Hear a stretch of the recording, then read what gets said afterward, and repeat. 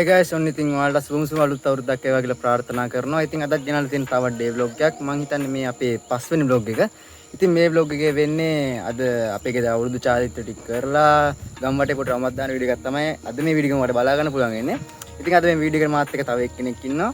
ඉතින් බලමු මේ කවුද කියලා. Hi. Hi. මොකෝ වෙන්නේ? මොනා එන්නද ඉතින්?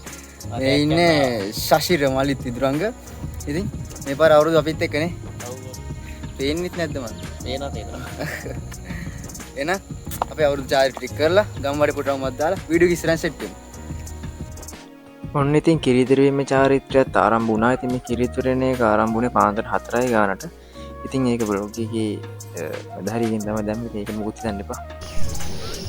ඕකේ ගයිස්, ඉතින් අපි රතිඤ්ඤා ගහන රෙඩි වෙලා ඉන්නේ. දැන් වෙලාව 6:40යි. මම හිතන්නේ 6:44ට තමයි නැකත තියෙන්නේ.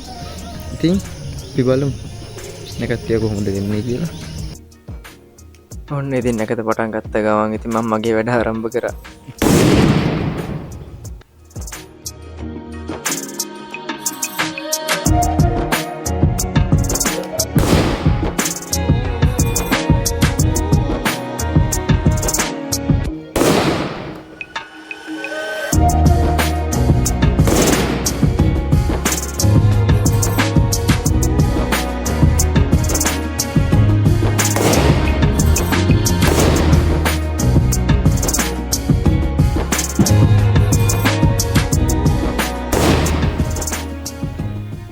ඔන්න ඉතින් වැඩැල්ලීම නැකතත් මේ විදිහට ආරම්භ වුණා. ඉතින් වැඩැල්ලීම නැකතදී අපේ ගෙදර හැම පාරකම වගේ කරන්නේ අඹ පැලයක් හිටවනවා.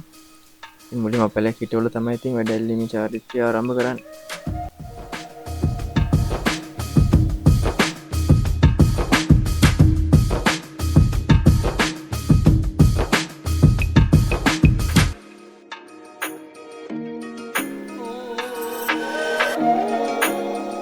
ඔන්න ඉතින් වැඩැල්ලීමේ චාරිත්‍රයෙන් පස්සේ ඉතින් පටන් ගන්නේ මං කැමතිම චාරිත්‍රය ගනුදෙනු කිරීම.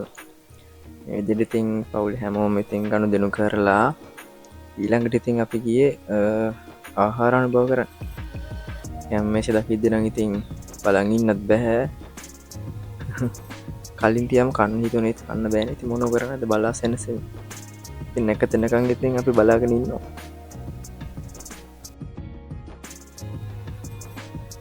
එවිදිහට ඉතින් ආහාර අනුභව නැකතත් ආරම්භ වුණා. ඉතින් මුලින් කෑම කාලේ ඉතින් නදිමල කේක් කෑල්ලකුත් කෑවා ඉතින්. 1 hour later.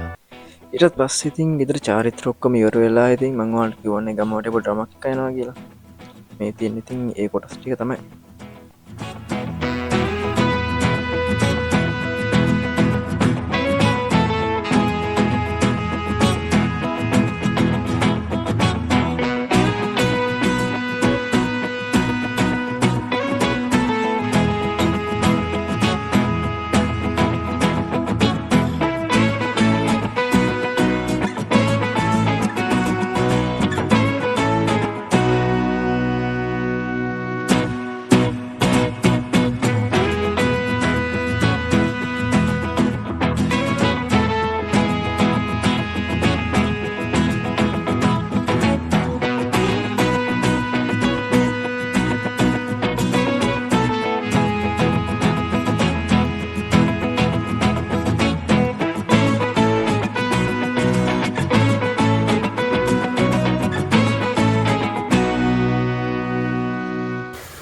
ගයිස්, ඔන්න ඉතින් අපි අවුරුදු චාරිත්‍ර ටිකත් ඉවර කරලා ඉතින් ඔන්න ගම්වටේ පොඩි රවුමක් දාන්නවා.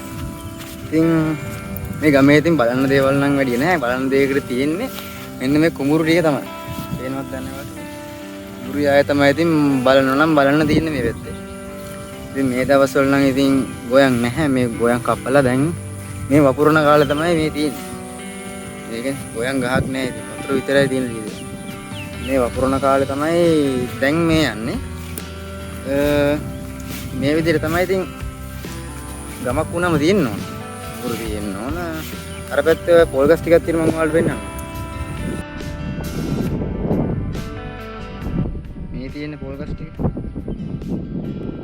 ඒකටම පොල් ගස් තියෙනවා. මේ වගේ කුඹුරු තියෙනවා. ඊට පස්සේ මම තනම ඉතින් කුඹුරු. අනිකර මේ කුඹුරු යාය. ඇත්තටම ඉතින් ගමක නිදහස තියෙන්නේ මේ වගේ පැත්තක තමයි ඉතින්. මගේ පැත්තකට ආවොත් නම් ඉතින් ඇති වෙන්නේ ඉතින් කුඹුරු තියෙන බලාගෙන. ඒ වගේම ඇල්ල දොලවල් තියෙනවා. ඕන විදියකට නාන්න පුළුවන්. එහෙම කිසි අවුලක් නැහැ. ඒතර ගමක නිදහස තමයි මම නම් හිතන්නේ ගොඩක් අය විඳින්න ඕන. නගර පැති වලටත් වඩා නගර පැති වල හොඳ නැහැ කියනව නෙවෙයි නගර පැති හොඳයි. ඒතර සුන්දරත්වයේ විඳින්න ඕන නම් ගමක ජීවත් වෙන්න ඕන කියලා මම හිතනවා. ඉතින් මේ විදිය තමයි ඉතින් මේ කුඹුරු පැත්ත තියෙන්නේ. මම ඔයාලට පෙන්නන්නම් අපේ ඇලපාර කොහොමද කියලා.